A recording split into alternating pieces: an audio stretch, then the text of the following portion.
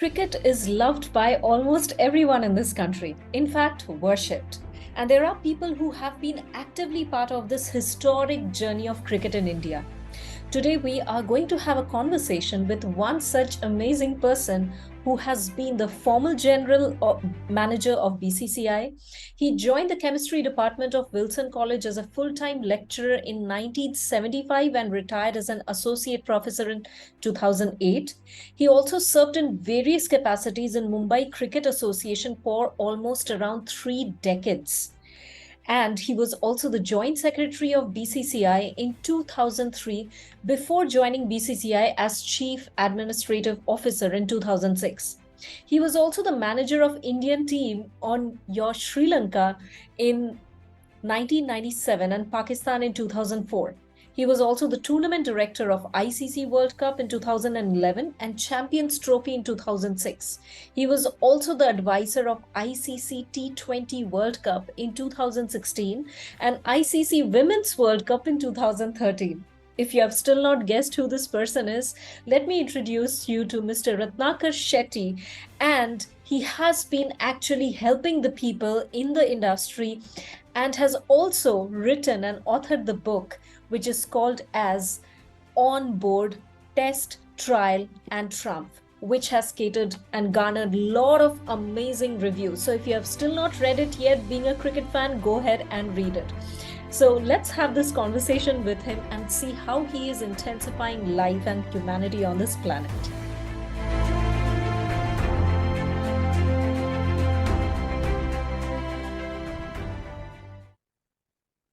Welcome, sir. And it's such an immense honor for me to have you here on my podcast, Intensify Life.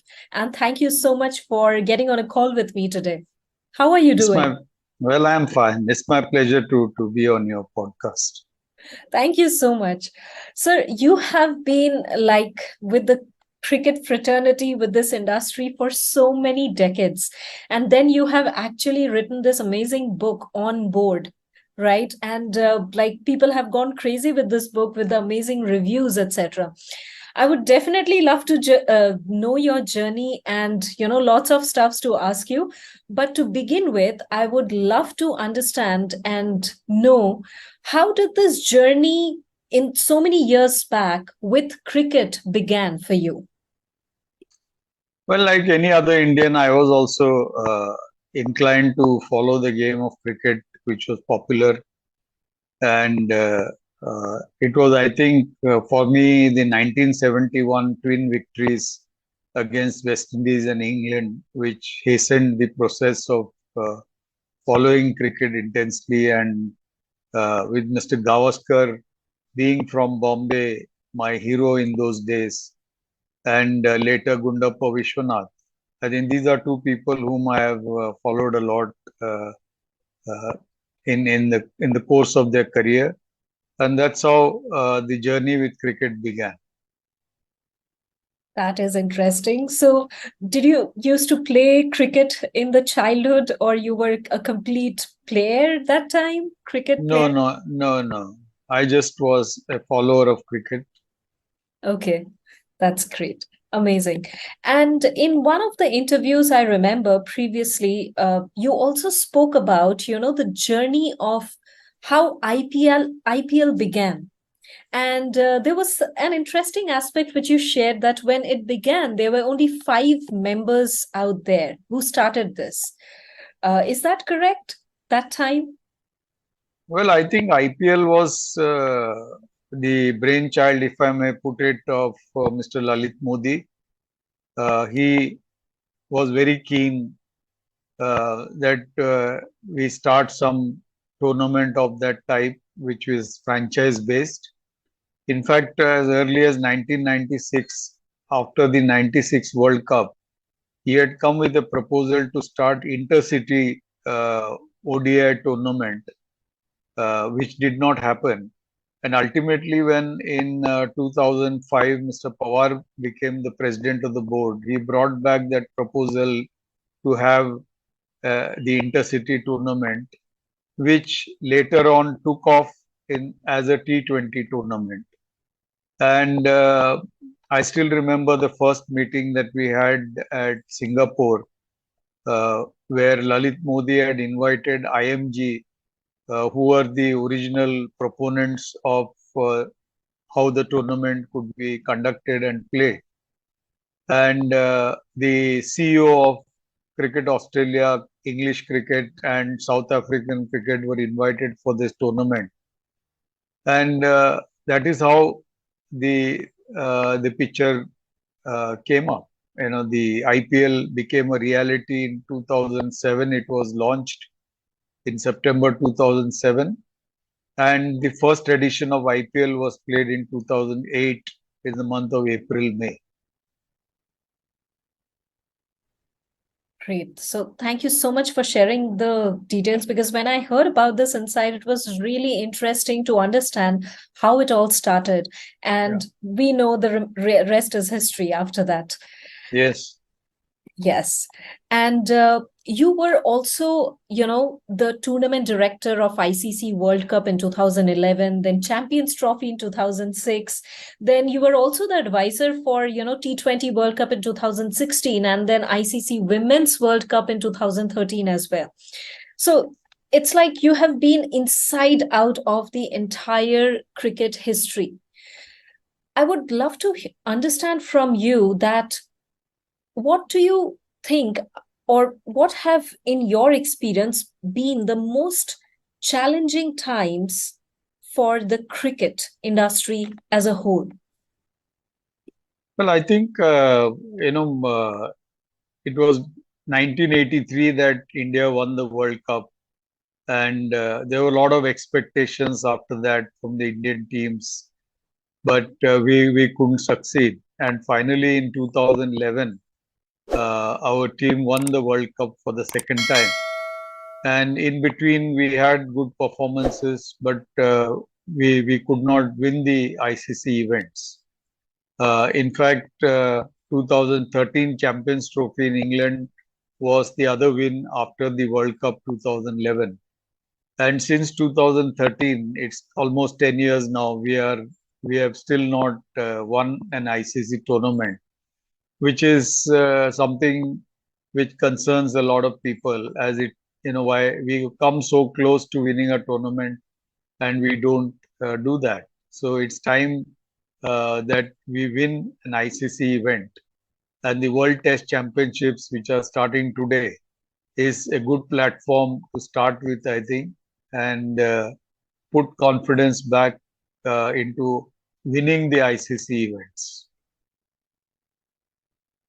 That's a very good way to put it across, because starting today, what we could not do before, but there is a full hope that we can achieve it going forward. So thank you for sharing that, sir. Yeah. And if we just see, how over the decades, the cricket, the way it was played, the way things were arranged, etc., you would be the right person to actually shed some light on the aspect that the drastic changes that has happened in the cricket world, that was like happening, say, about 2 decades ago and now. So what would you say that has been one of the best thing that came about in these new years of cricket, which was not there previously? Well, I'll restrict myself to Indian cricket. Basically, Indian cricket, in the good old days, there were no physios, there were no trainers with the Indian team, and the players had to manage their own fitness. All that has changed in the decades, starting with 2000 onwards, with the Indian team as the best of the support staff today, which looks after their fitness, which ensures that they are injury free and helps them to keep them fit for important matches, international events that they play.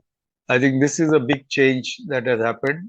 And along with that, I think the use of technology is something which changed the way Indian cricket was looked at. And video analysis and players analysis, ball to ball analysis that are available now to the players to watch their own performances, to correct themselves, and to help the coaches to overcome what limitations a cricketer would have, has gone down to the interstate level, uh, in the age group level. So I think that is another major change which I have seen over the years, that technology has helped this game to develop to a different level. And whether it is men's cricket or women's cricket, I think technology plays an important part in the development of the game. And that is another factor that I would attribute to. And with the start of IPL, Indian cricket season used to end in the month of March with the Ranji Trophy and then the Irani Trophy. And no one expected that in April and May, India would be able to provide such good wickets and lush green outfields all over India for the IPL matches. Now that has become a reality because BCCI has invested hugely in developing good curators, in developing the infrastructure at the stadiums, and making uh, it possible for matches to be played on good wickets and grounds throughout the year. That is another change which I think is significant over the years. And another area which I attribute Indian cricket, which has grown, is the educational programs that came in for umpires, for match referees, for the scorers, for curators. So we have people who are trained, educated, and they are giving the results which are necessary for good cricket in India. And these are different areas, I think, which have contributed to overall development of Indian cricket. Thank you for sharing that. That is a definitely a drastic difference and definitely a great development that you shared. Of course, from the outside, we see a lot of things, but knowing it from somebody who's seen it from inside, that gives a great perspective. And having said that, like you mentioned, there has been a lot of changes and a lot of opportunities that have come up. So recently, I was, speaking with somebody whose son is looking to become um, build a career in terms of sports coaching.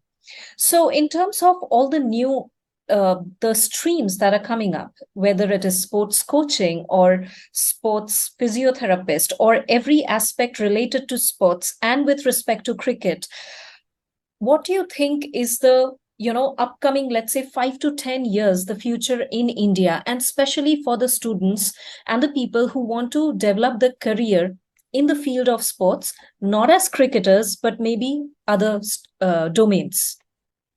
Well, I think if I may start just with cricket, there are job opportunities which are created, career-based opportunities, and as you rightly said, it's not that you have to be a cricketer, but you could be a good umpire, you could be a statistician, you can do scoring, you can do match analysis, and with an IT background, a lot of things are possible where a person can get into uh, and be a support system for the game.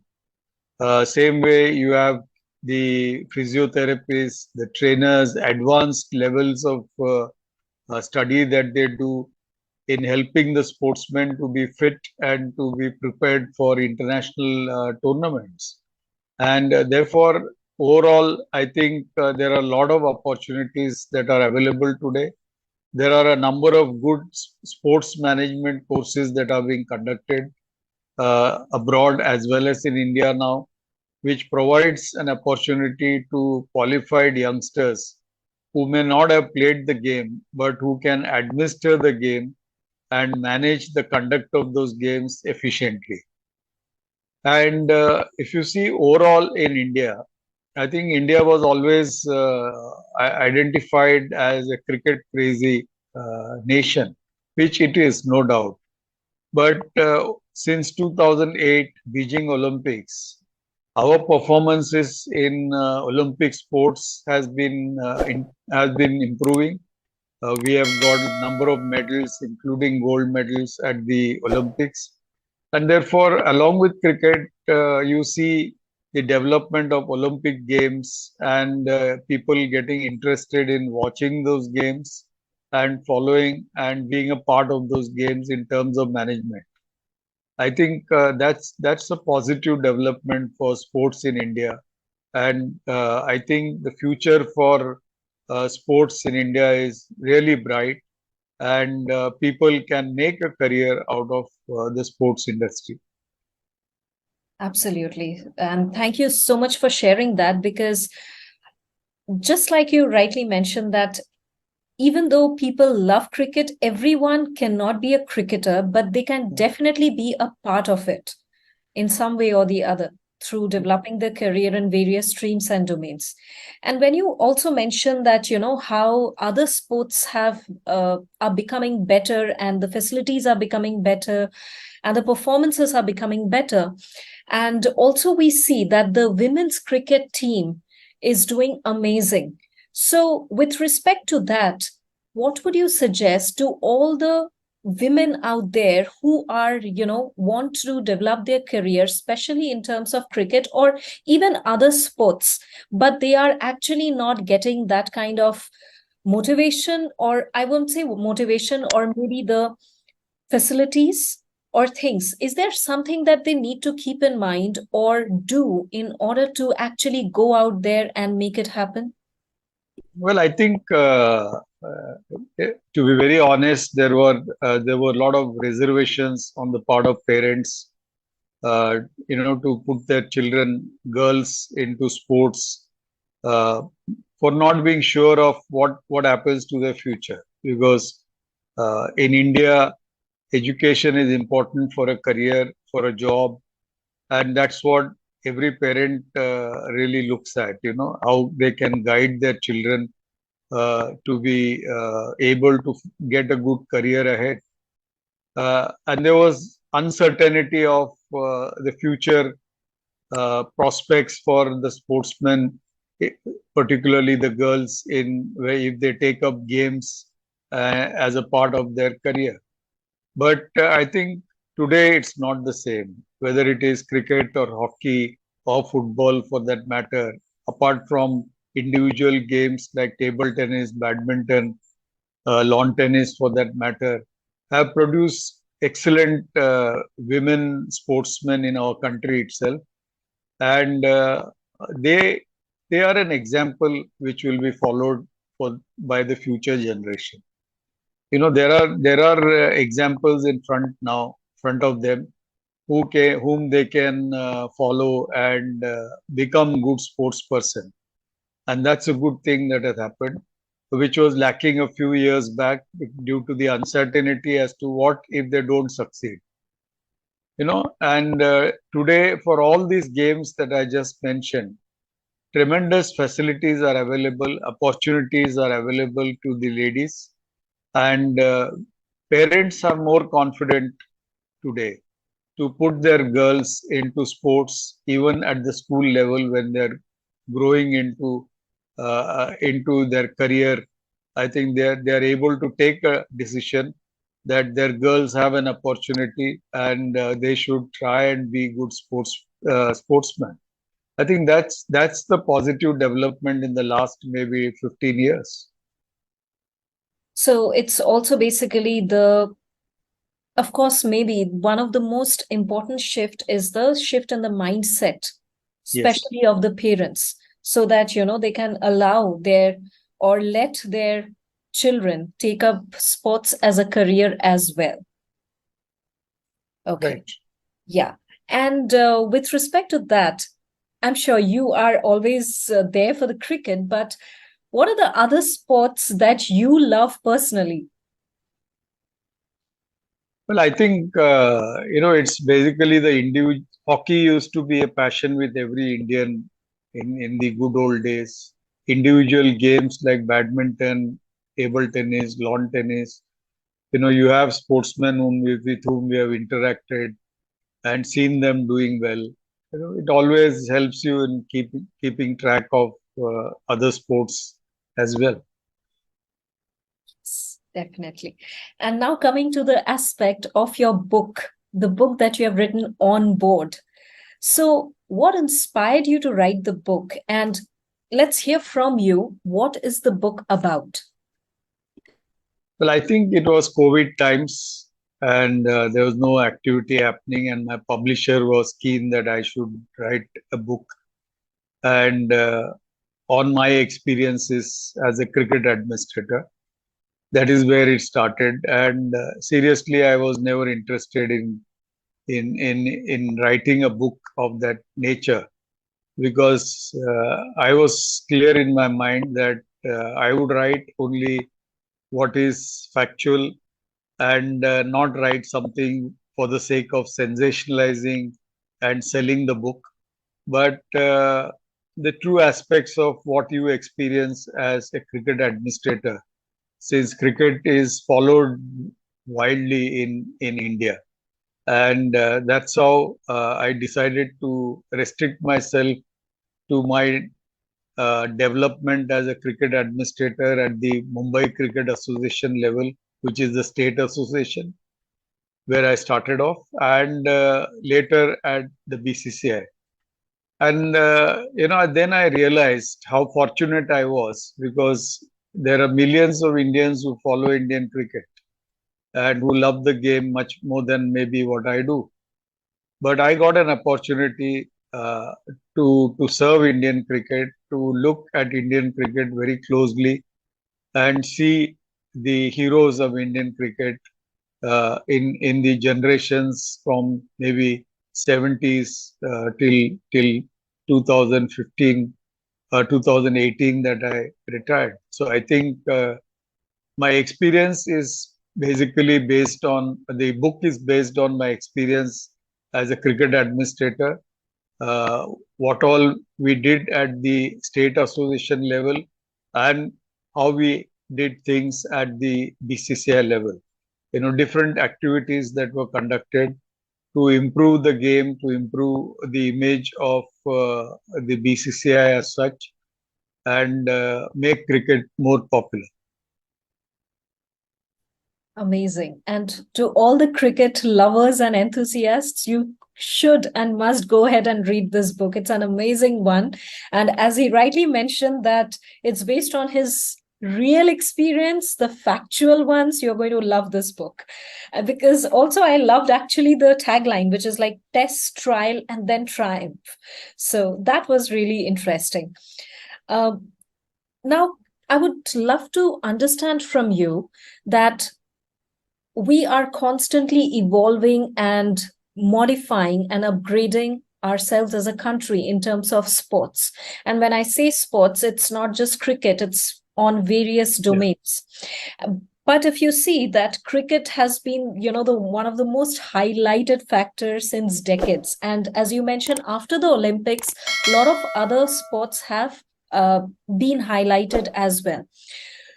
Do you feel that there is still a lot of space where we can actually bring up different sports people to the same level as cricket? Is there something that can also be done from the authorities angle, from the government's angle, or any kind of associations angle, where it actually brings out all the sports people in our country to a specific, maybe highlighted zone or place, and showcase what their contributions are for the country? Yes, certainly. I think, this is a wrong notion which people have, that BCCI has plenty of money. Yes, it has got plenty of money today. But when cricket started in India, when BCCI was established in 1929, it was like any other sports association, federation, without any money. And, the important decision which they took at the time of formation of BCCI was that we will not go to the government with a begging bowl. We will work around in such a way, seek help from the lovers of cricket, and create an infrastructure system that will help the game to grow. And their focus at that time, right from day one, was their important thing was that junior cricket should be the focus, because that is where your future cricketers come from. These two decisions were extremely important. And unfortunately, for other games, they are all dependent on government funds to run their activities, because they have never tried to create their own resources, or they have been dependent on government funds every year. As a result, there is a limitation to which the other sports have grown. Barring the individual sports like badminton or tennis or table tennis, where you find it's more of the parents who have supported their children and worked on the development of their children. What I feel is all the other sports organizations should try to emulate what BCCI has done, maybe in a small way to start with. Try and be independent, try to raise resources of their own, and have tournaments at the school and collegiate level. That is the basis where BCCI started, and that is again the basis where you keep on getting new cricketers every year. New sportsmen will come out of the big pool of school and college students that are there in India. The other thing is that the government will, for other games, I am saying, the government gives rewards when they won medals. But the fact is that the sportsmen require support not only after they win medals, but when they get into that sport. Because there is a lack of infrastructure, there are no facilities available, and except for cities, the sportsmen struggle everywhere. And there are good natural sportsmen that you will come across in towns, in small villages also. And best example is Northeast. You keep on getting excellent sports people, because there is an infrastructure that is created and to support their natural growth. So other sports federations also must follow to de-link and stop depending only on the government, but they should find infrastructure, create infrastructure at the state levels, have tournaments for the school and college children, and I'm sure that a lot of talent will be unearthed by that exercise, and we are successful because of that. The domestic tournaments of BCCI are extremely strong. It's conducted year after year, and every year you find some new children being focused into the system and thrown up as the budding cricketers for the future. Now, of course, IPL is a great platform also to identify such talent. I think my advice, I feel, is that the other sports organizations must learn from BCCI what they did and how they can improve. I really like the word that you used, emulation. So if anybody can emulate something that's going on best, you just take the best practices and you implement it. You also highlighted some crucial aspects, which actually, reminds me of the facts that India is a land, and of course was a land since ancient times, with vibrant sports culture in terms of various activities like archery, martial arts, and a lot of other stuffs. But if you look around now, it's like when you ask a child what they want to become, the first thing that they say is cricket, which is great. But the problem is there are awareness, maybe that is lacking with the kids, the parents, or the people in general about the different conditions of sports and what the child can naturally grow into. And the aspect that you mentioned, that there are natural talent out there who are great in terms of some specific sports and activities. So in short, would you say it's, if the awareness can be enhanced, a proper strategy and plan can be implemented with a proper leadership, then, a lot of federations and a lot of sports domains can be actually risen to the height that it deserves? Yeah, I think it's not difficult. It's just, that confidence has to be passed on to the parents, that there is a lot of scope, there is a lot of opportunity for children if they take up sports. And they don't just have to be cricketers, but there are other games also which can be followed. And they know that for sure that there is good infrastructure, good coaching facilities available for such sports. I'm sure that they just need that level of confidence that they can put their children, not only cricket but even other games in India are equally developed, and they can look at them as future prospects. And the one good thing that this government has done is the Khelo India movements that are started for universities and for states.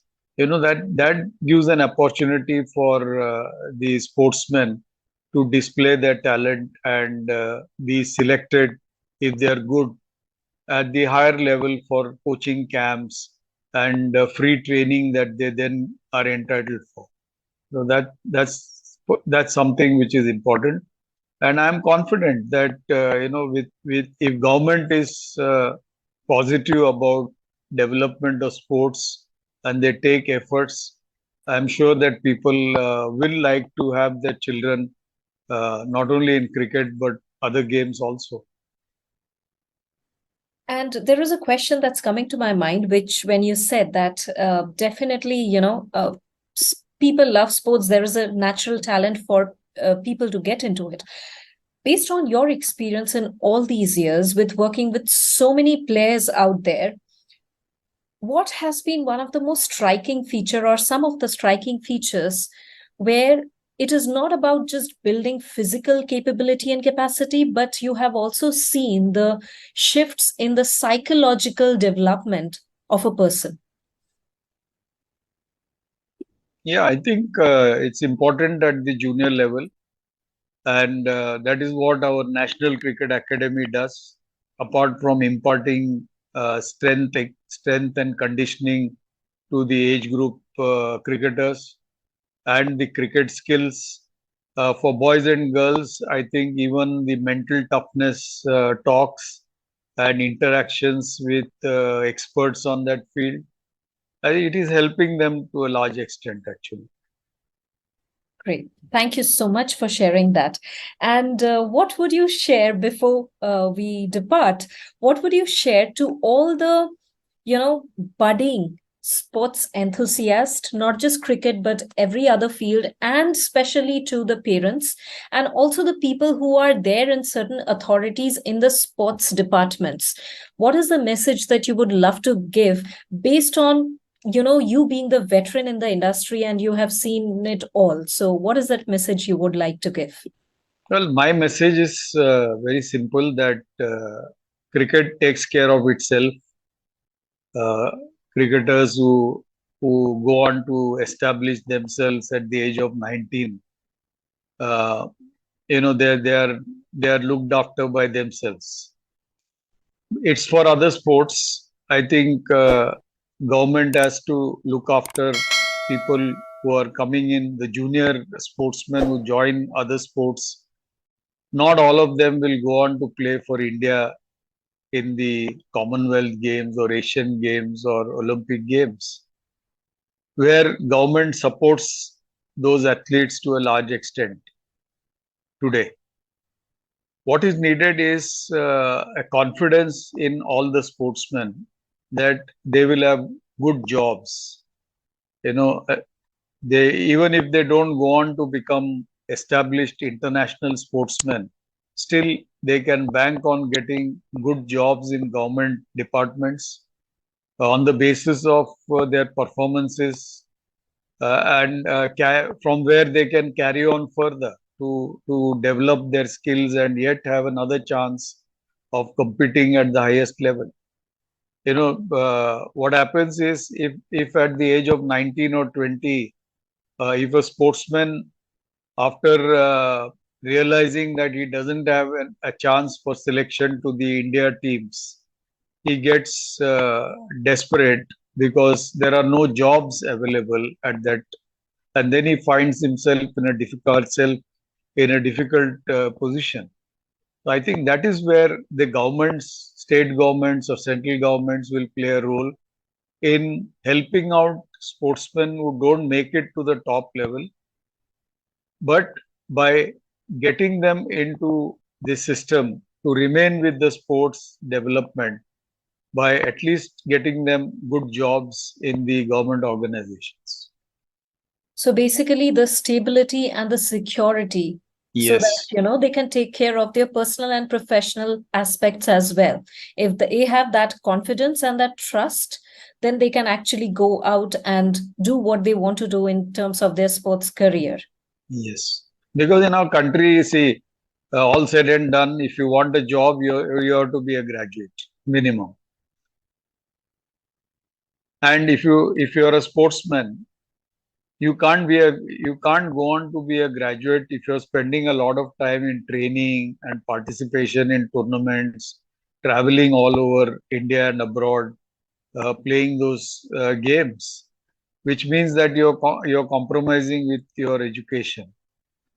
So at that stage, I think the government needs to recognize the fact that the sportsmen need their support for a stable and secure future for these sports people. Right. Got it. Thank you so much, sir.